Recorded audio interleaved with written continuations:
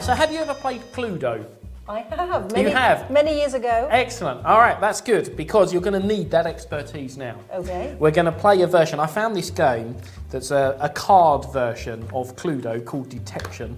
I think it might be a bit of a copy, truth be told. Okay. Like this. And what happens on here is you have the names and the weapons together, so they can give you less cards. Okay. And I've noticed each one, they're in pairs. They're like in couples. So you have Mr. and Mrs. Stone, Mr. and Mrs. Brown, Mr. and Mrs. Jones, I think, is there.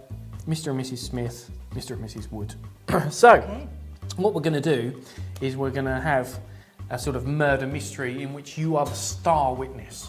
Okay? Ooh, That's good, isn't responsibility. it? Yeah, exactly. The responsibility as well.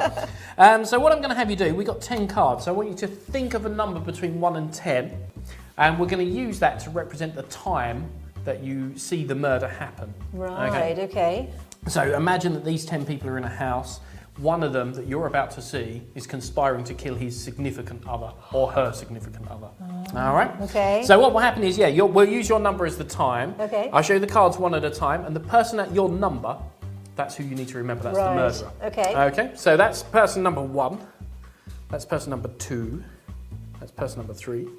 That's 4. I'll look away as well. 5, 6, 7, 8, 9, and 10.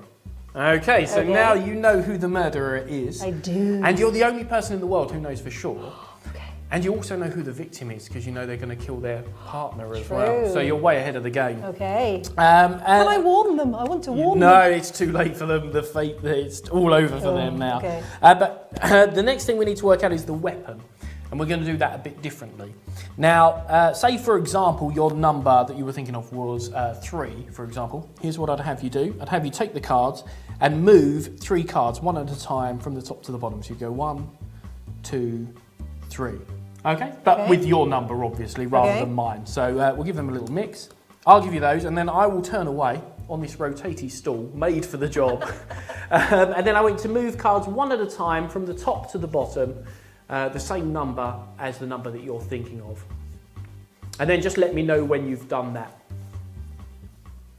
Okay, excellent. Done. Then what I want you to do is to just look at the bottom card of the whole packet and remember that weapon, because that's the weapon that you've seen at the same time, and then set the whole packet down on the table.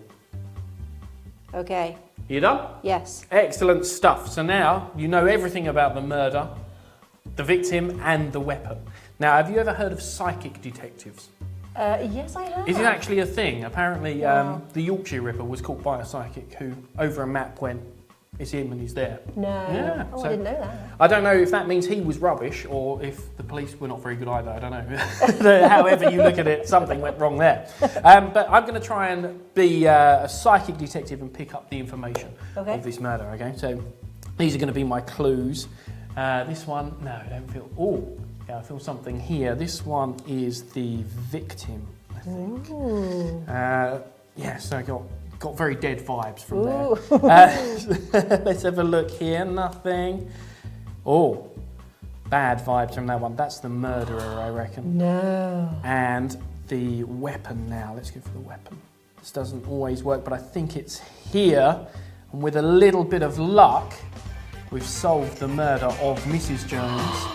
Murdered by Mr. Jones in a particularly gory fashion with the scissors. Was that right? It was absolutely right. We have solved a murder.